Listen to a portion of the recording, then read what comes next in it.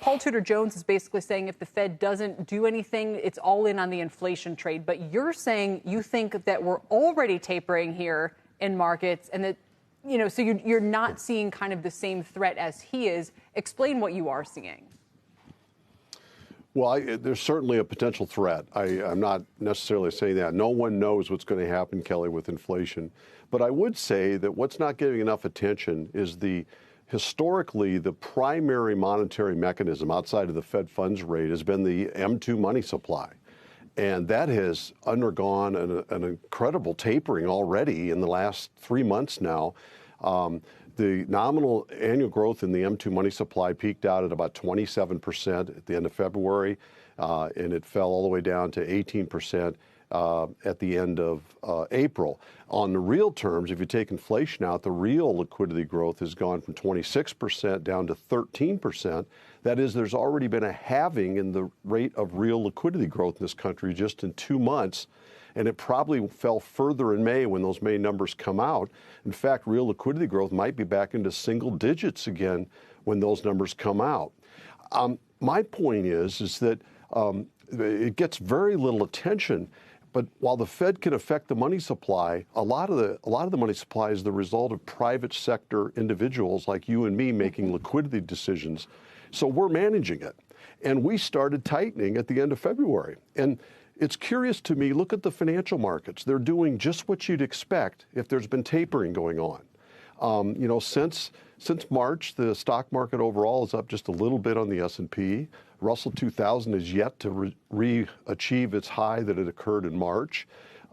Cyclical stocks have now rolled over in recent weeks and are back to where they were in mid to late March overall. And growth stocks, of course, have gone nowhere. Tech stocks have taken a hit. If I go to the bond market, I think it's extremely curious that bond yields stopped going up right about the time that private liquidity growth started to tighten and have gone nowhere since. So I think the bond market may be saying that they're looking at monetary tightening already occurring and that ought to slow down the economy and take the edge off inflation. And maybe that's the right message. Exactly. So if people had heard Paul Tudor Jones this morning, they would be saying, well, geez, what he's saying is that this situation is going to get out of hand unless the Fed is more proactive this week. And what you're saying is that markets have already been proactive. And we see this a lot. They move ahead of the Fed. And if markets and as you say, in the way kind of the public is proactive. I mean, there's been a lot of talk lately about whether inflation's already peaked. If you look at inflation expectations, if you look at lumber prices down 30% from their highs and so forth, is kind of the Jim Paulsen view to wait and see where we are in 3 to 4 to 6 months' time, that would be more prudent for the Fed to do than to act more aggressively, let's call it, at this week's meeting?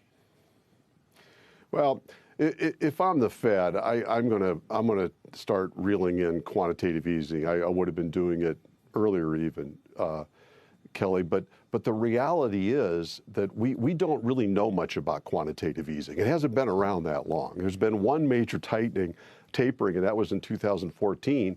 And outside of that, we do have a history with the M2 money supply, and it's been fairly consistent and fairly strong for a number of decades. And to me, it needs to get more attention. That has been tightening. And indeed, it started tightening at the end of February, which most economists would say was just about right.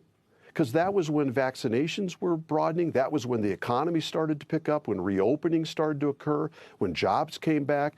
And lo and behold, the private monetary officials have been tightening ever since. So all I'm saying is that this might turn out better than we fear on the inflation front, and even moderate growth by the latter part of this year, because we've had more tightening than appreciated already.